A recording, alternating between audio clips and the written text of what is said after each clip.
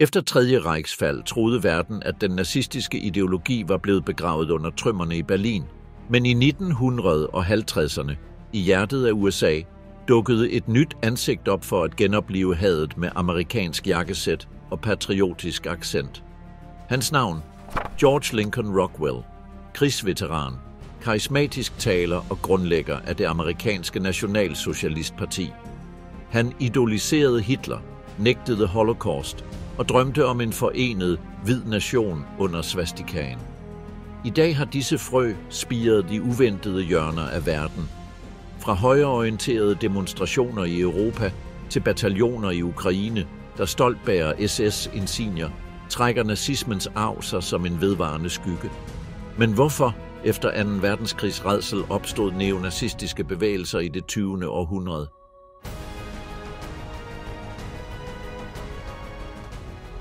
Führerens fald og den totale afnazificering. Tyskland, maj 1945. Reich var faldet. Ruinerne af Berlin røg stadig, og bombernes ekko blandede sig med en foruroligende stilhed. Flagene fra Tredje Reich var blevet drevet ned fra hvert hjørne, og Führerens ansigt, allestedsnærværende i mere end et årti, var forsvundet, som om det aldrig havde eksisteret. Midt i det ødelagte landskab blev de sociale bånd også brudt. Med store dele af den mandlige befolkning døde eller i fangenskab, var der i nogle nabolag kun én ung tysker for hver 6 kvinder. Scener af soldater fra de allierede, især amerikanere, der flirter med lokale piger, begyndte at sprede sig. For de få unge tyskere, der vendte tilbage fra fronten, var disse billeder en ydmygelse mere. Vi har spillet vores liv for 6 år, sagde de med bitterhed, og nu løber de efter amerikanerne, som om vi aldrig havde været her. Afnazificeringen i det efterkrigstyskland viste sig at være en lang og kompleks proces. Ved slutningen af konflikten havde det nationalsocialistiske parti mere end 8 millioner medlemmer, hvilket gav enorme udfordringer for de allierede. I de områder, der var under vestlig kontrol, valgte myndighederne at anvende et omfattende system til social udrensning. For dette formål blev der uddelt mere end 16 millioner spørgeskemaer, kaldet Fragebogen. Et omfattende spørgeskema på 12 sider bestående af 133 spørgsmål, som hver borger skulle udfylde og angive deres grad af involvering i det nazistiske regime.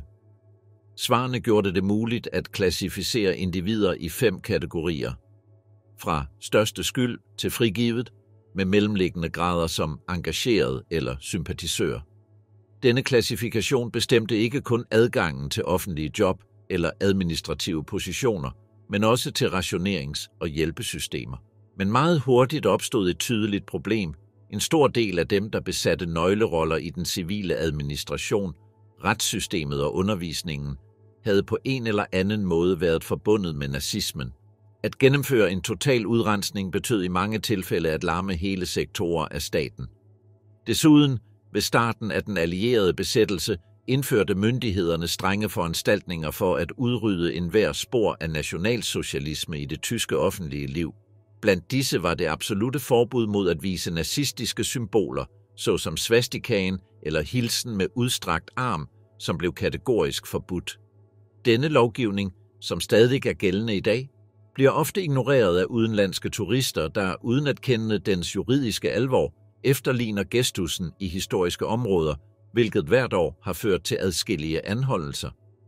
Med det formål at konfrontere befolkningen med virkeligheden af det regime, der havde styret landet, blev der arrangeret fremvisninger af dokumentarfilm som De Todesmühlen eller Welt im Film No 5, hvor billeder fra koncentrationslejrene blev vist. Men en del af publikum valgte at dreje hovedet væk som en afvisning eller fornægtelse, hvilket afslørede vanskeligheden ved at konfrontere den nylige fortid. I nogle tilfælde, som i koncentrationslejren Eddesberg, blev beboere fra nærliggende byer som Weimar tvunget til at gå gennem de områder, hvor de stadig lå de opstillede lig af ofrene. Skyldens pædagogik spredte sig også til byrummet. Gaderne i forskellige byer blev dækket med plakater, der viste fotografier af de rædsler, der var begået i lejrene, ledsaget af direkte sætninger som "disse grusomheder, din skyld". Det var et forsøg på at binde hele det tyske samfund moralsk til konsekvenserne af det regime, som mange havde støttet eller i det mindste tolereret i stilhed. At straffe var ikke nok. Efter 3. Reichsfald forstod de allierede, at det ikke var nok at dømme de skyldige for at genopbygge Tyskland. Det var nødvendigt at transformere hele samfundets mentalitet dybt. Efter 12 år med totalitær propaganda, brændende taler og ideologisk undervisning fra barndommen, skulle det tyske folk genopdrages i demokratiske værdier, tolerance og kritisk tænkning. Den militære nederlag alene garanterede ikke denne ændring. Udfordringen var enorm. De yngste borgere, der var opdraget helt under det nazistiske regime, viste den største modstand mod den nye orden. For mange af dem var den tidligere verden, præget af disciplin, nationalisme og Führerens messianske figur, den eneste virkelighed, de kendte. Åbningen mod nye tankegange, som moderne kunst eller liberale idéer, gav ofte viscerale reaktioner, ofte med åben fjendtlighed. Frøene af en autoritær mentalitet levede stadig stærkt i de yngre generationer. Som reaktion på dette fremmede de allierede dybtgående reformer i uddannelsessystemet og medierne. Det var nødvendigt at nedbryde de kulturelle og symbolske fundamenter af nazismen og erstatte dem med demokratiske principper. Skoleindhold blev revideret, manualer blev ændret, nye kunstneriske og litterære strømninger blev fremmet, og enhver udtryksform, der hævede militarisme eller racemæssig overlegenhed, blev forbudt. George Lincoln Rockwell, Führeren af den nye verden. Efter 3. Reichsfald troede mange, at nazismen var blevet udryddet for evigt. Men i slutningen af 1950'erne ville en tidligere officer fra den amerikanske flåde ved navn George Lincoln Rockwell genopleve denne ideologi på amerikansk jord. Veteran fra 2. verdenskrig og tidligere filosofistuderende på Brown University, begyndte Rockwell at adoptere fascistiske idéer under sin militærtjeneste. Mens han var stationeret på Island under Koreakrigen, blev han besat af nazistisk propaganda, herunder Mein Kampf og de Sions vismænds protokoller. Denne eksponering, sammen med den antikommunistiske stemning i USA og figurer som Henry Ford og Charles Lindbergh, radikaliserede ham endnu mere. Rockwell blev født i Illinois i 1918 og havde en turbulent barndom. Hans forældre, vaudeville-artister, blev skilt, da han var 6 år gammel. Han tilbragte sin ungdom mellem New Jersey og Maine. Hans far, kendt som Doc, var en anerkendt vaudeville-aktor af engelsk og skotsk afstamning, mens hans mor var en talentfuld danser med franske og tyske rødder. Hans far havde håbet, at hans søn ville komme ind på et prestigefyldt universitet, så han insisterede på, at han skulle ansøge om Harvard. Selvom hans karakter var forbedret i hans andet gymnasium, var de stadig uregelmæssige. Så for at styrke sin ansøgning besluttede Rockwell at tage et ekstra semester på Hope High School. Der opnåede han et nyt eksamensbevis, men blev til sidst afvist af Harvard, da nogle akademiske dokumenter aldrig blev sendt på grund af en administrativ fejl. Da han havde sat alt på denne ene mulighed og ikke ansøgte om andre universiteter, tilmeldte hans far ham på Hebron Academy i Maine, så han ikke mistede året. I 1938 begyndte Rockwell på Brown University i Rhode Island for at studere filosofi. Hans karakter var ikke fremragende og var under det, universitetet normalt krævede, men han blev optaget takket være en høj score på en aptitudeprøve. På campus blev han redaktør for kunst og karikaturtegner for studenterbladet Sir Brown, hvor han med satire kritiserede sine medstuderende. Med tiden begyndte han at vise et mere og mere dystert syn på menneskeheden og samfundet, og deltog i hyppige diskussioner med sin sociologilærer på grund af hans afvisning af de lige idéer. Et af hans essays om kriminalitet næsten kostede ham eksamen. Til sidst, i sit andet studieår, besluttede han at droppe sine studier og accepterede en stilling som officer i den amerikanske flåde. Han tjente i Atlanterhavet og Stillehavet under 2. verdenskrig som transportpilot og rekognoseringspilot. Efter konflikten vekslede han mellem arbejde med reklamekunst og familieliv, mens han fortsatte som reserven. I begyndelsen af 1950'erne var hans ægteskab gået i stykker, og hans verdenssyn var blevet ekstremt. I december 1954 afsluttede han sin aktive tjeneste, og Rockwell blev overført til reserven, hvorefter han vendte tilbage til USA med Tora og deres børn. I et forsøg på at forsørge sin familie, prøvede han forskellige professionelle veje, herunder freelance skrivning, og han solgte nogle artikler, men modtog mange flere afslag. Han forsøgte også at engagere sig i opfindelse. Han grundlagde US Lady, et magasin rettet mod koner af amerikanske soldater. Selvom det i visse perioder var relativt rentabelt og havde en stor distribution, blev magasinet givet gratis ud, og Rockwell fik uenigheder med sine forretningspartnere, så han solgte udgivelsen i 1956. Senere så arbejdede han kort som uafhængig kontrahent for magasinet National Review. Mellem 1957 og 1958 havde Rockwell en række drømme, der altid kulminerede med et møde med Hitler, hvilket motiverede ham til at offentliggøre sin ideologi. I 1958 mødte han Harold Noel Arrowsmith Jr., en velhavende og antisemitisk arving, som gav ham et hus og trykkeudstyr. Sammen dannede de National Committee to Free America from Jewish Domination. Samme år hjalp Rockwell med at grundlægge et racistisk politisk parti i Georgia, kaldet National States Rights Party. Han gav dem rådgivning, og det udvalg, han havde oprettet, forsynede dem med materialer.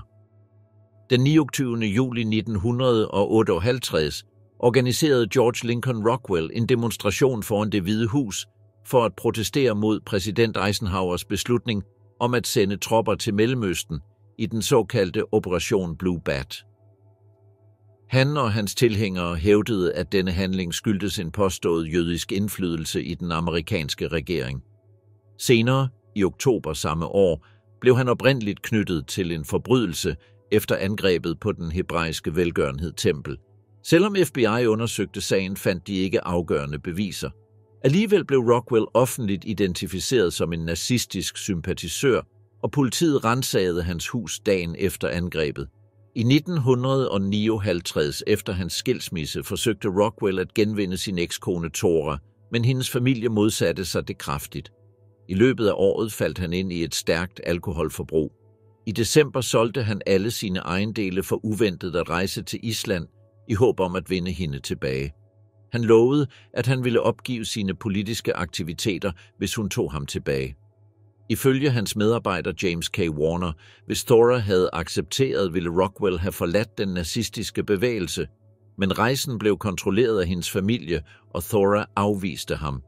Rockwell vendte tilbage til USA, uden at have set sin kone eller børn igen. Emotionelt knust tilstod han sin mor, at han havde mistet alt formål i livet og nævnte selvmordstanker. Efter denne episode begyndte hans skrifter og udtalelser at afspejle et fornyet ideologisk fanatisme med mere glødende intensitet end før. Det følgende år formaliserede han grundlæggelsen af det amerikanske nazistparti fra sit hjem i Arlington, Virginia, og begyndte offentligt at bære nazistiske uniformer, svastikaer og et Hitler-inspireret tale.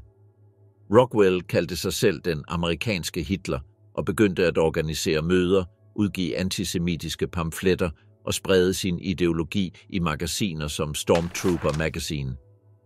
Han tiltrak opmærksomhed med provokerende handlinger som at protestere mod filmen Exodus eller forsøge at fejre Hitlers fødselsdag sammen med britiske neonazister. Selvom han altid holdt sig på politiske marginaler, voksede hans figur symbolsk inden for den amerikanske ekstreme højrefløj. Rockwell mestrede kunsten at tiltrække opmærksomhed gennem politiske handlinger designet til at skabe kontrovers. Hans hovedmål var at tiltrække så meget medieopmærksomhed som muligt, og for at opnå dette provokerede han bevidst bestemte sektorer af samfundet, især det jødiske samfund. Han brugte disse negative reaktioner som brændstof til at øge synligheden af sin sag, samtidig med at han udnyttede det sociale klima skabt af borgerrettighedsbevægelsen i USA. Som modforanstaltning udviklede jødiske organisationer i USA en mediestrategi for at forhindre, at Rockwell opnåede berømmelse. Denne taktik, der tidligere var blevet anvendt mod figurer som Gerald L.K. Smith, blev udtænkt af S. Hill Fineberg fra American Jewish Committee. Hans plan var at holde Rockwell væk fra 3 nøglepublikummer: jøderne, den generelle offentlighed og antisemitisme-sympatisører, hver med en specifik tilgang. Han anbefalede at svare med ligegyldighed på hans provokationer. Dog hævdede nogle medlemmer i det amerikanske nazistparti, som Matt Coyle, at der var en større økonomisk sammensværgelse, selvom der aldrig blev fundet nogen beviser.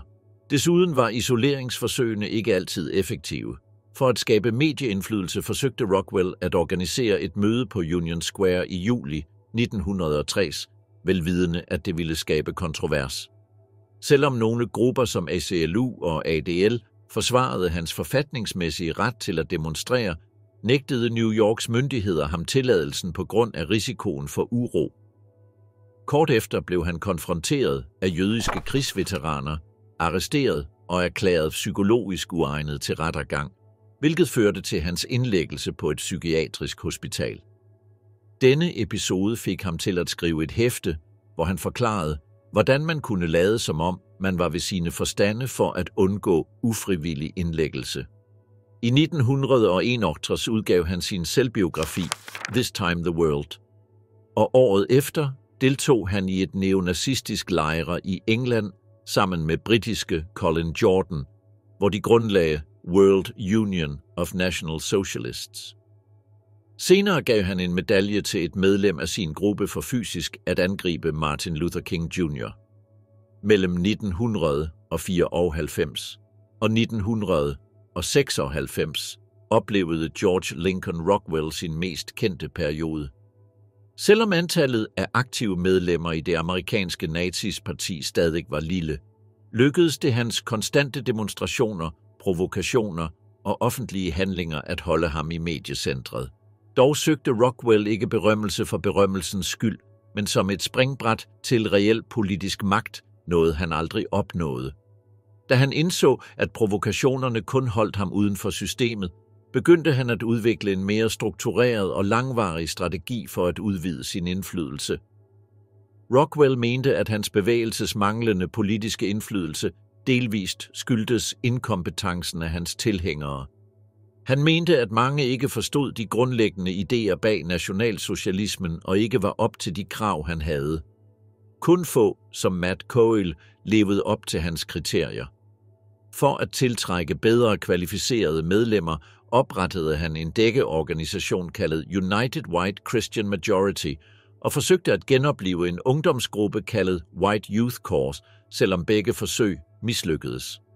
Kun 2 af partiets delegationer i Texas og det sydlige Californien viste en vis reel vækst i denne periode. Disse år tiltrak dog en vigtig figur, William Luther Pierce, som i 1955 sluttede sig til bevægelsen og blev en af hans hovedsamarbejdspartnere. Allerede i 1966 udgav Rockwell nye publikationer som magasinet National Socialist World, redigeret af Pierce selv, med det formål at tilbyde en mere raffineret og systematisk ideologi. Samme år ledede Rockwell en protest mod Martin Luther King Jr. i Cicero, Illinois, til forsvar for racediskrimination. Desuden, som svar på slagordet Black Power fra borgerrettighedsbevægelsen, skabte han termen White Power, som blev et af de mest genkendte sloganer fra hans supremacistiske bevægelse. John Padler af græsk oprindelse var et af de nærmeste medlemmer af George Lincoln Rockwell og redaktør af magasinet The Stormtrooper.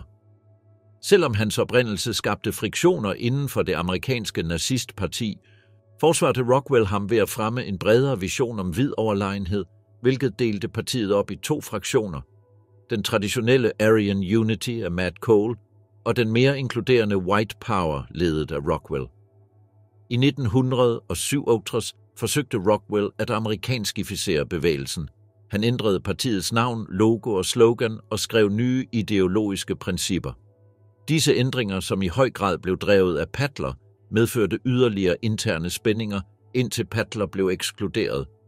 Som svar begyndte han at sende breve, der vekslede mellem had og bøn om forsoning, hvilket afslørede et følelsesmæssigt ustabilt forhold til Rockwell. Samme år overlevede Rockwell et mordforsøg og anmodede uden held om tilladelse til at bære våben.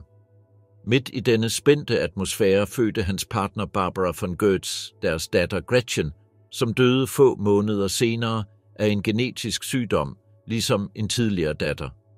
Dette nye personlige slag påvirkede Rockwell dybt. Forholdet med Padler endte i tragedie. Den 25. august 1967 blev Rockwell dræbt med et skud i Arlington, Virginia. Mordet blev den endelige afslutning på en historie præget af forræderi, radikalisering og en spiral af had, der til sidst ødelagde selve lederen af den amerikanske nazisme. Næsten 2 måneder efter det mislykkede mordforsøg, den 25. august 1967, blev George Lincoln Rockwell skudt og dræbt af John Padler, en tidligere medlem af hans egen bevægelse, mens han forlod et vaskeri i Arlington, Virginia, meget tæt på sit organisations hovedkontor. Efter at have været inde og påstået, at han havde glemt noget, vendte Rockwell tilbage til sin bil. På dette tidspunkt blev der affyret 2 skud. Det første ramte ham ikke, men det andet ramte ham i brystet. Selvom han forsøgte at komme ud af bilen, kollapsede han på fortovet og døde kl. 12:02. Lokale politibetjente anholdt Padler kort efter, kun et par kilometer fra gerningsstedet. Anklagerne hævdede, at motivet var hævn for hans eksklusion fra partiet. Der blev også spekuleret i, at Padler handlede ud fra frustration over Rockwells manglende støtte i forhold til angreb på hans etnicitet, især fra ledere som Cole og Pierce. Biografen Frederick J. Simonelli afviste dog denne teori og hævdede, at Rockwell havde støttet ham.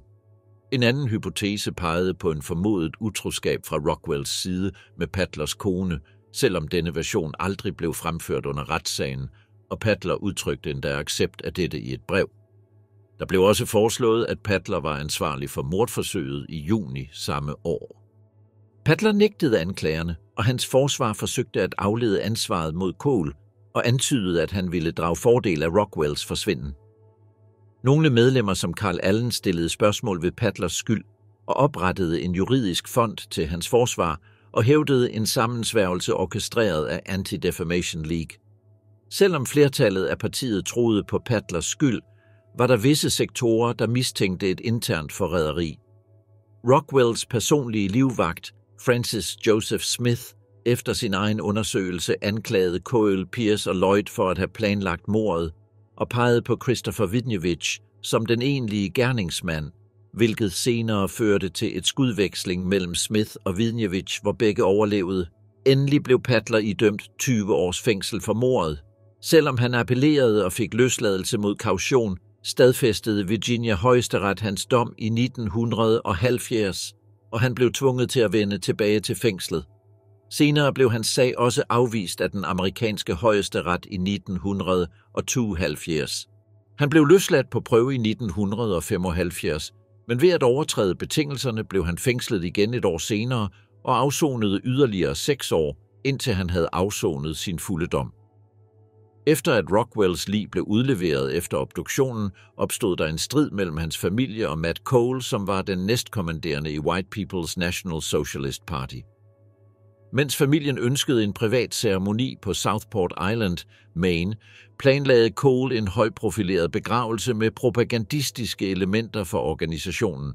Han foreslog endda at begrave Rockwell på Arlington National Cemetery, iført hans nazistuniform, hvilket dybt fornærmede Rockwells bror, Bobby, der kaldte planerne en modbydelig farce orkestreret af idioter.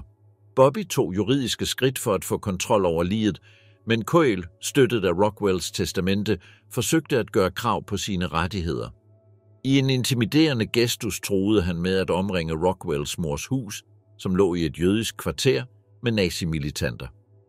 Til sidst opgav familien deres bestræbelser og meddelte offentligt, at de ikke ville deltage i begravelsen. Den føderale regering gav tilladelse til Rockwells begravelse på Culpeper National Cemetery, da han var veteran med ærefuld udmærkelse. Der blev pålagt visse betingelser. Nazistiske symboler og en æresvagt bestående udelukkende af hvide blev forbudt, selvom det blev accepteret, at han blev begravet i sin nazistuniform. Begravelsen fandt sted den 29. august og blev ledsaget af en procession af uniformerede tilhængere. Ved ankomsten blev adgangen til kirkegården blokeret af statslige og militære sikkerhedsstyrker. En embedsmand forklarede betingelserne for Cole og bad hans folk om at tage deres svastikaer af, men de nægtede. Den fastlåste situation varede i timer, og midt i kaoset var der næsten et tog, der ramte en af processionens køretøjer. En soldat, der skiftede til den nazistiske side, blev arresteret, hvilket førte til flere sammenstød med militærpolitiet og flere anholdelser. Dagen efter tog Kohl beslutningen om at kremere Rockwells krop i hemmelighed og undgik dermed enhver offentlig ceremoni. Rockwell roste ofte Adolf Hitler og kaldte ham den hvide frelser af det 20. århundrede. Han nægtede Holocaust og mente, at Martin Luther King Jr. var et redskab, der blev brugt af jødiske kommunister for at dominere den hvide befolkning. I et interview med Playboy med Alex Haley sagde Rockwell: "Jeg afviser kraftigt, at der findes et gyldigt bevis for, at nazisterne systematisk dræbte uskyldige jøder." Desuden tilskrev han borgerrettighedsbevægelsen jødisk indflydelse og så de fleste af dem som illoyale. Han betragtede den afroamerikanske befolkning som tilhørende en tilbagestående gruppe og foreslog deres flytning til en ny afrikansk stat, finansieret af den amerikanske regering. Hans holdninger fjernede ham fra sit familiemiljø og sociale kredse.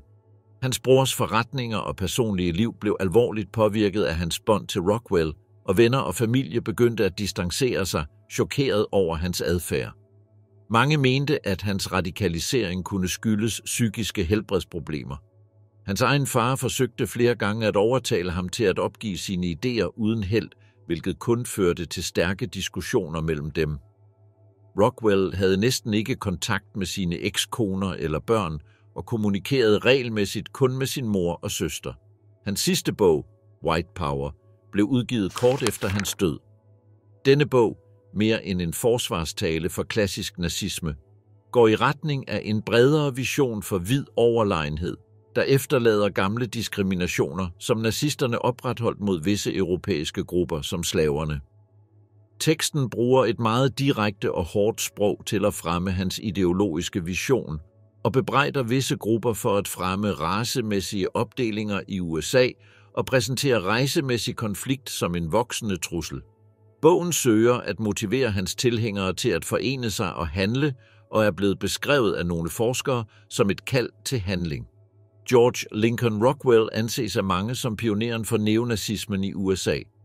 Selvom hans navn forbliver relativt ukendt for den brede offentlighed, har hans indflydelse på de mest radikale sektorer af den ekstreme højrefløj været dyb og varig. Hans største arv var White Power-bevægelsen, som omdefinerede begrebet hvid overlegenhed ved at åbne dørene for enhver ikke-jødisk hvid og fjerne de gamle restriktioner for nordisk oprindelse eller religiøse overbevisninger. Gennem denne vision plantede Rockwell frøene til en ideologi, der ville fortsætte med at sprede sig langt efter hans død. Ekkoet af svastikaen, nazismens genopstandelse i Storbritannien. I Storbritannien opstod der også fremtrædende figurer inden for den neonazistiske bevægelse, som åbent omfavnede doktrinerne og æstetikken fra Tredje Reich. En af de mest markante var Colin Jordan, som ledede grupper som National Socialist Movement og World Union of National Socialists. Jordan fremmede en vision af nazismen som en global pan-arisk ideologi, inspireret direkte af Adolf Hitlers idéer og tilpasset den britiske kontekst. Colin Jordan, søn af Percy Jordan, en akademiker, og Bertha Jordan, en lærer, modtog sin uddannelse på Warwick School fra 1933 til 1944. Under 2. verdenskrig forsøgte han at tilslutte sig Fleet Air Arm og Royal Air Force, men han bestod ikke prøverne, så han tilmeldte sig i stedet den britiske hærs uddannelseskorps. Efter at være blevet udskrevet i 1946, studerede han på Sydney Sussex College, University of Cambridge, hvor han tog en eksamen i historie i 1949 med et andet klasses resultat. Samme år begyndte han at arbejde som matematiklærer på Stoke Secondary Modern Boys School i Coventry. I 1953 modtog han sin Master of Arts, M.A. Kort efter tilsluttede han sig League of Empire Loyalists, en nationalistisk organisation, hvor han blev koordinator for Midlandsregionen. I 1962 grundlagde Colin Jordan en ny nationalsocialistisk organisation, National Socialist Movement, som senere i 1928 ville ændre navn til British Movement.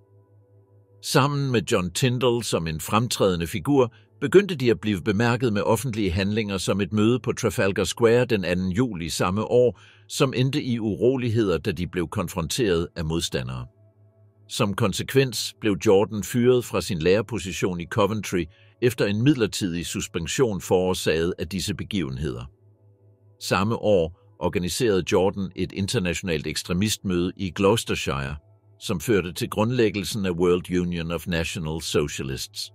Han blev udnævnt til leder af den europæiske fløj og bar titlen World Führer med George Lincoln Rockwell, leder af den amerikanske nazistbevægelse, som sin næstkommanderende. Jordan og hans samarbejdspartnere blev dog arresteret for at forsøge at danne en paramilitær organisation kaldet Spearhead, inspireret af de nazistiske SA. Efter at være blevet set træne af undercover-politiet, blev Jordan dømt til 9 måneders fængsel i oktober 1962. Efter hans løsladelse i en kontroversiel begivenhed, giftede Jordan sig i 1963 med Françoise Dior, niece til den berømte franske designer og tidligere forlovede med Tøndel, som stadig var fængslet. Ægteskabet, som syntes at have til formål at undgå hans udvisning, forårsagede et endeligt brud mellem de to ledere. Dior annoncerede separationen blot få måneder efter, i 1954, selvom skilsmissen ikke blev formaliseret før 1957. Under de delvise valg i Leyden i 1955 ledede Jordan en provokerende demonstration under en Labour-begivenhed og fik et slag fra den daværende forsvarsminister Denis Healey. Denne offentlige konfrontationsstrategi var ikke ny. I 1954 havde Jordan støttet racistiske kampagner som den i Smethwick, hvor han promoverede åbent xenofobiske slogans mod de traditionelle partier. Disse handlinger kulminerede i hans domfældelse i 1967 til 18 måneders fængsel for opfordring til racisme gennem pamfletter som Invasionen af de farvede. I 1972 var han involveret i endnu en skandale, da han blev bødet for at have opfordret til en strejke på Heathrow-lufthavnen som protest mod ankomsten af asiatiske immigranter fra Uganda. I tilbagegang reorganiserede han sin bevægelse i 1958, men i 1974 blev han afløst i ledelsen af Michael McLaughlin. Hans figur blev fuldstændig diskrediteret, da han i 1975 blev arresteret for at have stjålet kvindetøj fra et supermarked. En forbrydelse, som han fik en bøde for. Således sluttede den offentlige karriere for en af de mest synlige neonazister i Storbritannien i det 20. århundrede. Den grå division, neonazisme i grøfterne i Ukraine. Andrij Bilecki er en af de mest anerkendte figurer inden for radikal nationalisme i nutidens Ukraine. Han var stifter og den første kommandant af Azov-bataljonen, en frivillig milits, der opstod i 2014, kendt både for sin militære effektivitet og for sit ultranationalistiske symbolik. Derudover fremmede Bilecki oprettelsen af den Socialnationale Forsamling, en ideologisk platform, der fremmede ekstreme holdninger i lyset af den politiske uro i Ukraine. Senere ledede han det nationale kors og havde en plads i parlamentet mellem 2014 og 2019. Ukraine, midt i den væbnede konflikt og politiske ustabilitet, har ikke været fri for genopblussen af ekstremistiske bevægelser. I de senere år er der opstået ledere og grupper med klare neonazistiske sympati, som har opnået mediedækning og endda politisk repræsentation. Andrij Bilecki blev født i 1979 i byen Kharkiv i det tidligere Sovjetunionen. Hans familie havde dybe nationale rødder. På faderens side stammede han fra kosakker, der grundlagde en landsby i Kharkiv-regionen, og på modersiden var han fra en adelslinje, der var knyttet til ukrainske revolutionære bevægelser i det 19. århundrede. Som ung viste han et oprørsk og patriotisk sind. Han nægtede at deltage i de sovjetiske ungdomsorganisationer, og sammen med andre studerende hængte han Ukraines flag op i sin skole som et symbol på uafhængighed. En af de bøger, der prægede hans barndom, var et historisk værk om Ukraine, som var forbudt af det sovjetiske regime. Under Kosovo-krigen forsøgte han uden held at melde sig som frivillig i den jugoslaviske hær for at kæmpe mod UCK. I 2001 afsluttede han sine historiske studier ved Kharkiv Universitet med et speciale, der fokuserede på de ukrainske væbnede bevægelser. Samme år deltog han i protester mod regeringen, blev arresteret og udpeget af statens sikkerhedstjenester. I 2002 påtog Andriy Bilecki sig lederrollen i Kharkiv-afdelingen af den nationalistiske organisation Trysub. Parallelt var han aktivt medlem af den lokale delegation af Ukraines Socialnationale Parti, men han afviste senere omdannelsen af partiet til Svoboda og modsatte sig åbent denne ideologiske kursændring. Efter reformen af Ukraines Socialnationale Parti og opløsningen af den oprindelige gruppe Patriot for Ukraine, tog Bilecki i 2005 ansvar for at reorganisere det som en fuldstændig autonom enhed, løsrevet fra ethvert politisk parti. Denne nye version var primært sammensat af tidligere medlemmer af nationalistiske grupper som UNA UNSO, Trysub og tidligere medlemmer af Ukraines Socialnationale Parti, især i Kharkiv-regionen. Samme år begyndte Bilecki også at samarbejde med det nyligt oprettede ukrainske konservative parti. I 2006 forsøgte han at få en plads i det ukrainske parlament, men han formåede ikke at samle nok stemmer til at komme ind i den ukrainske Rada. Under Euromaidan-protesterne deltog medlemmer af organisationen Patriot for Ukraine, ledet af Andriy Bilecki, i oprettelsen af den ultranationalistiske bevægelse Højre Sektor den 28. november 2013. Den 24. februar 2014 vedtog det ukrainske parlament en resolution om at frigive politiske fanger, og dagen efter blev Bilecki frikendt for alle anklager og frigivet sammen med andre aktivister. Kort tid efter, den 12. marts, påtog han sig ledelsen af specialoperationer for Højre Sektor i den østlige del af Ukraine, som omfattede regioner som Poltava, Kharkiv, Donetsk og Lugansk. Den 5. maj samme år, i byen Berdyansk, grundlagde han Azov-bataljonen og blev dens første kommandant. Denne paramilitære gruppe bestod af medlemmer fra hans bevægelse, radikale fodboldfans og aktivister fra Automaidan-bevægelsen. Med tiden blev bataljonen formaliseret som en del af den ukrainske nationalgarde den 20. november 2014 og fik opmærksomhed og tilnavnet de afrikanske småfolk som reference til deres russiske modparter. Den 13. juni ledede Bilecki sine mænd i det første slag ved Mariupol, betragtet som en taktisk sejr. Ifølge den britiske journalist Askol Krushelnyky var hans opførsel i kamp rolig og strategisk. Som anerkendelse blev han den 2. august tildelt ordenen for tapperhed i 3. grad, og kort efter den 15. august blev han forfremmet til oberstløjtnant i det ukrainske politi. Det var på dette tidspunkt, at Azov-bataljonen begyndte at opbygge sit ry som en frygtet og yderst effektiv enhed på slagmarken. Dog skyldtes deres berømmelse ikke kun deres militære præstationer. De tiltrak også opmærksomhed og skabte kontrovers på grund af ideologierne blandt nogle af deres tidlige medlemmer og de symboler, de anvendte. Flere af deres grundlæggere stammede fra ultranationalistiske og højreorienterede bevægelser, hvilket vakte bekymring både inden for og uden for Ukraine. Et af de mest kontroversielle emblem, der blev forbundet med bataljonen, var Wolfsangel, eller ulvens engel på dansk. Dette symbol, der ligner et krogskaft med form af sæt, stammer fra germansk heraldik, men blev under 2. verdenskrig adopteret af visse enheder af nazisternes Waffen-SS, hvilket giver det en foruroligende symbolsk betydning i den moderne kontekst. Denne detalje gik ikke ubemærket hen. Selvom Azov-bataljonen gentagne gange har understreget, at Wolfsangel-symbolet for dem repræsenterer kampånden og er knyttet til bogstaverne N og I, som forkortelse for national idé, har dets lighed med nazistisk ikonografi skabt stor kontrovers. Dertil kom fremkomsten af et andet kontroversielt symbol, solens sorte, et solhjul forbundet med Nazi-Tyskland. Billeder af nogle af deres tidlige medlemmer, der laver nazi-hilsner eller poserer sammen med flag med svastikaer, hjalp ikke med at afkræfte rygterne om deres ideologiske tilbøjeligheder. Desuden tiltrak enheden i begyndelsen af konflikten udenlandske frivillige med neonazistiske tendenser, hvilket forstærkede opfattelsen af, at Azov var forbundet med ekstremistiske bevægelser. På trods af skandalen kunne den ukrainske regering ikke ignorere bataljonens effektivitet. Mod slutningen af 2014 blev Azov officielt integreret i den ukrainske nationalgarde og blev en regulær militærenhed med en mere professionel og kontrolleret struktur.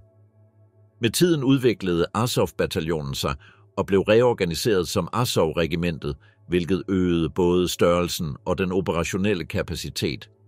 I 2021, efter den voksende efterspørgsel efter en mere solid militær struktur, blev enheden hævet til brigaderang, hvilket afspejlede dens konsolidering i den ukrainske hær. Denne ændring markerede et vendepunkt i deres historie. I løbet af denne proces blev Azov en af de største og bedst udstyrede enheder i de ukrainske væbnede styrker. Desuden tillod den gradvise indslusning af nye rekrutter, hvor mange ikke delte de radikale ideologier fra grundlæggerne, at gruppens kontroversielle image blev nuanceret i det mindste delvist, og dens afstand til det ekstremistiske symbolik, det oprindeligt var forbundet med, blev større. På trods af de kontroverser, som Azov har båret med sig fra starten, lykkedes det bataljonen at blive officielt integreret i den ukrainske hær i 2014. Denne integration blev ledsaget af en dyb transformation. Det blev forbudt for medlemmer at deltage i politiske aktiviteter, hvilket førte til, at flere af de oprindelige grundlæggere forlod bataljonen herunder Andriy Bilecki, som senere ville stifte det højreorienterede parti Cuerpo Nacional. Med tiden blev forbindelsen mellem den militære enhed og de politiske bevægelser, der var opstået fra den, udvandet. Mens regimentet professionaliseredes inden for de officielle militære strukturer, fortsatte Cuerpo Nacional og andre parallelle organisationer, der stammer fra tidligere medlemmer, deres vej separat og deltog i handlinger og taler, der forstærkede deres radikale ry, men uden direkte forbindelse til den nye militære struktur i Azov. Fra 2022 blev Azov-regimentet opererende under direkte kontrol af den ukrainske stat, og deres rækker afspejlede en etnisk mangfoldighed, der var umulig at forene med deres oprindelige grundlæggelse. Navnet forblev, men deres oprindelige ideologiske bånd blev officielt efterladt i fortiden. Hvorfor vendte neonazismen aldrig tilbage til Tyskland? Efter afslutningen af 2. verdenskrig udviklede nationalsocialismen sig ikke betydeligt i Tyskland, men fandt i stedet nye rum i kontekster uden for sit oprindelige hjemsted. Allerede under konflikten havde Hitler opfordret befolkningerne i det besatte Vesteuropa til at slutte sig til hans kamp mod kommunismen, hvilket førte til intens ideologisk propaganda i germanske kulturregioner. Med tiden blev denne doktrin adopteret i andre dele af verden, især i lande med en majoritet af europæisk afstamning som USA, Argentina og Sydafrika. I hver af disse steder blev nazismen genfortolket under lokale og etniske realiteter. Dog forblev et aspekt af dens ideologi næsten intakt. Antisemitismen med pseudovidenskabelige fundamenter baseret på genetiske teorier. Den tredje bølge knyttet til den nationalsocialistiske ideologi opstod ud fra det, der kendes som den nye højre. Denne bevægelse skjuler sin europæiske racisme bag en etnocentrisk diskurs og genskaber i essens den samme ideologi med et fornyet udseende. Den nye højre opstod i Frankrig i slutningen af 1900- og 60'erne og præsenterede sig selv som en kulturel strømning med den eksplicite hensigt at etablere en modmagt mod marxistisk tænkning og venstresidens hegemoni, i det den satsede på dannelsen af nye intellektuelle eliter og ledere. Endelig har den skadelige indflydelse af den tyske filosofiske og politiske tradition været tydelig i den 4. generation af nationalsocialisme, skinnazierne. Denne retning, der betragtes som den mest aggressive siden 2. verdenskrig, søger at realisere idealet om et paneuropæisk neonazisme gennem direkte handling. Skinhead-fænomenet opstod i Storbritannien i slutningen af 1650'erne, specifikt i arbejderkvarterer som London, East End og Manchester. De unge, der deltog i denne bevægelse, adskilte sig ved deres udseende. Barberede hoveder, stramme bukser, skjorter uden krave, seler, militærstøvler med metalspidser, Doc Martens, designet både til selvforsvar og angreb, og bomberjakker. Denne nye ungdomskultur brød med de tidligere stilarter som rockerne og mods, og adopterede en hård æstetik, der stolt hævdede sine arbejderoprindelser gennem en visuel fortolkning af den traditionelle arbejderklasse. Skinhead-kulturen blev dannet ud fra en usædvanlig fusion af 2 tilsyneladende modsatrettede strømninger: Rude Boys, afrokaribiske unge, især jamaikanere, med en stærk identitetsfølelse, og den britiske hvide arbejderungdom. Fra jamaikanerne tog skinhead-bevægelsen elementer af gadesprog, påklædning, herunder den barberede frisure, og endda musikalske aspekter, samt en mærkelig alliance mellem hvide og afro-jamaikanere i opposition til det pakistanske samfund, hvilket førte til hyppige konflikter med immigranter fra denne oprindelse. Denne kulturelle sammensmeltning kom til udtryk i opkomsten af ska-musikken, en musikgenre, der blandede rock med reggae og udviklede sig i slutningen af 77'ernes under punkens indflydelse, hvilket gav ophav til oi-musikken. Denne nye stil, betragtet af sine tilhængere som punk fra gaden, havde en lydæstetik, der var meget lig punkens traditionelle stil, og mange af deres sange blev opført i kontekster præget af alkohol og kollektiv eufori. Indtil begyndelsen af 1980 holdt skinhead-kulturen sig overvejende væk fra klare politiske positioner. Imidlertid skete der i 1970'erne en betydelig transformation i denne subkultur. Den oprindelige alliance mellem britiske unge og jamaikanere blev brudt, og fra 1972 begyndte der at blive registreret angreb fra skinhead-grupper mod unge afrikanere. Selvom der allerede eksisterede en vis spænding, var det først i 1980, at politiseringen af bevægelsen intensiveredes, især i fodboldstadionernes atmosfære, under den voksende indflydelse fra det britiske neofascistparti National Front. National Front fandt genklang blandt mange skinheads og radikale fodboldfans, kendt som hooligans, takket være deres avis Bulldog, der fra 1880 gav plads til tilhængere af forskellige britiske klubber, til åbent at prale af deres racistiske handlinger. Denne forbindelse mellem hooligans, skinheads og lokale repræsentanter for National Front blev hurtigt cementeret. Parallelt gentog British Movement denne strategi med deres publikation The Phoenix, der forsøgte at fange opmærksomheden fra de samme sektorer. En central aktør i fusionen mellem musik, ungdom og højreorienteret politik var bandet Screwdriver, ledet af Ian Stewart Donaldson. Støttet af National Front fra 1981 blev gruppen et forbillede for ultrahøjreorienteret rockmusik under slagordet Rock Against Communism.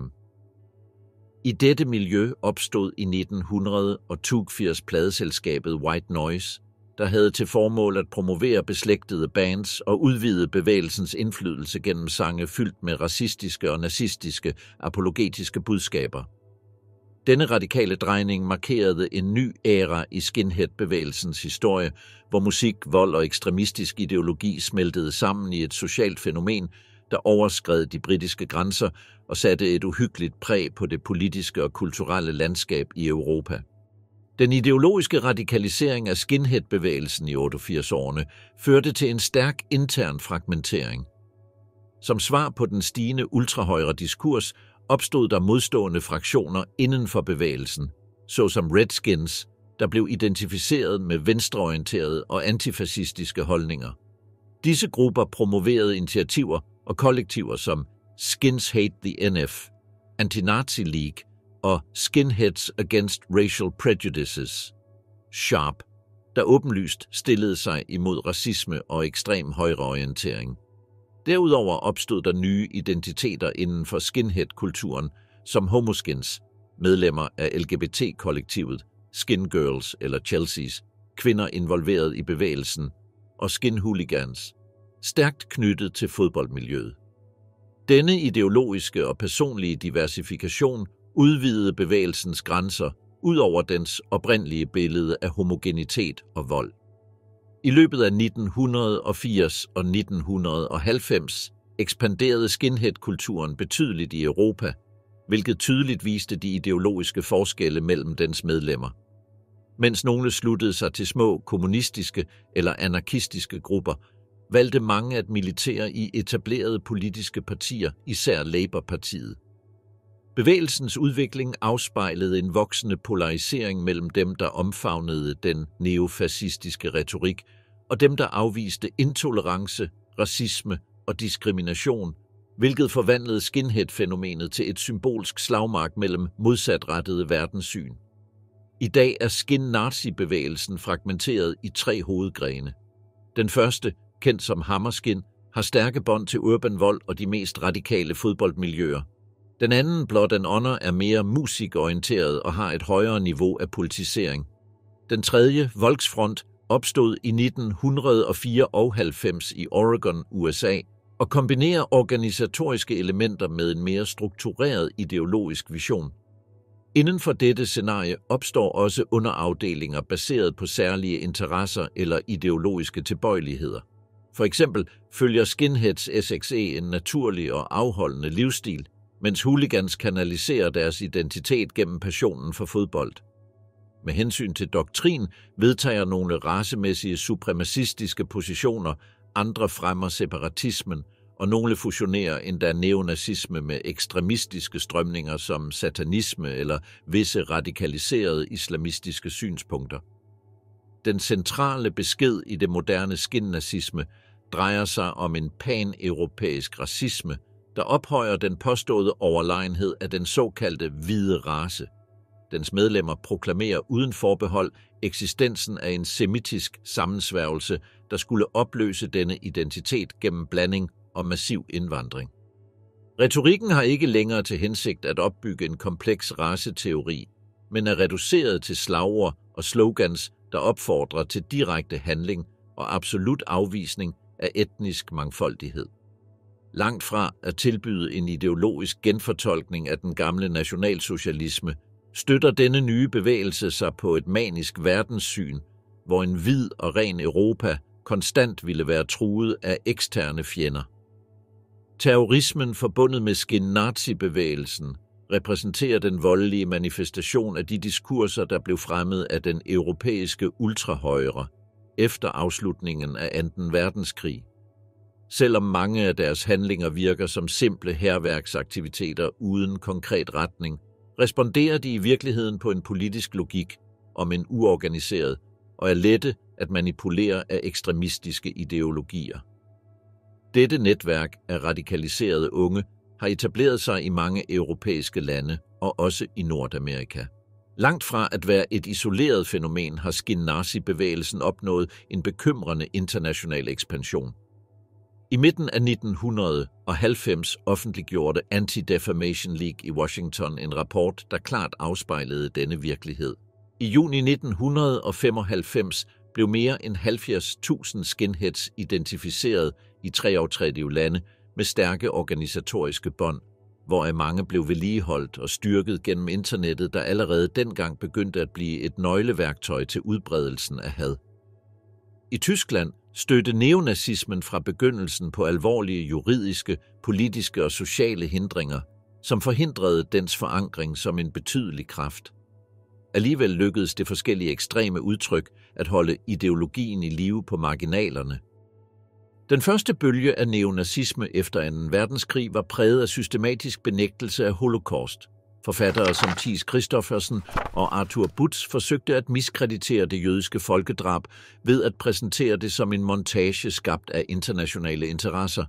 Disse idéer fandt genklang i højreorienterede sektorer uden for Tyskland, især i Argentina, Spanien og USA, hvor forlag og centre som Institute for Historical Review blev oprettet. I mellemtiden forbød lovene i Tyskland stærkt enhver ophøjelse af nazismen og gjorde dens offentlige udtryk svært at fremføre. I 1980 og 1990 tilbød skinhead-bevægelsen en ny platform for disse radikale idéer.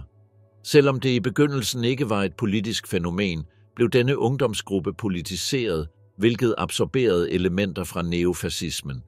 Derfra opstod voldelige fraktioner som Hammerskin eller Blood and Honor, der kombinerede voldskult med åben racisme. Internettets fremkomst i slutningen af det 20. århundrede gjorde det muligt for dem at etablere transnationale netværk, hvilket lettede koordinering af handlinger, propaganda og rekruttering, ofte gennem musik eller fodbold. På trods af sin politiske marginalisering forsvandt truslen fra neonazismen ikke. I det genforenede Tyskland blev modstanden mod indvandring og flygtninge en af motorerne i den ekstreme højre diskurs. Angreb på udlændinge, homoseksuelle og andre sårbare grupper blev mangfoldiggjort i 1990, drevet af ideologisk tomrum og økonomisk utilfredshed i Østtyskland. Imidlertid reagerede det civile samfund og de tyske institutioner med beslutsomhed, Uddannelseskampagner, statslig overvågning og juridiske domme har holdt neonazismen under kontrol og forhindret, at den genvandt den betydning, den engang havde.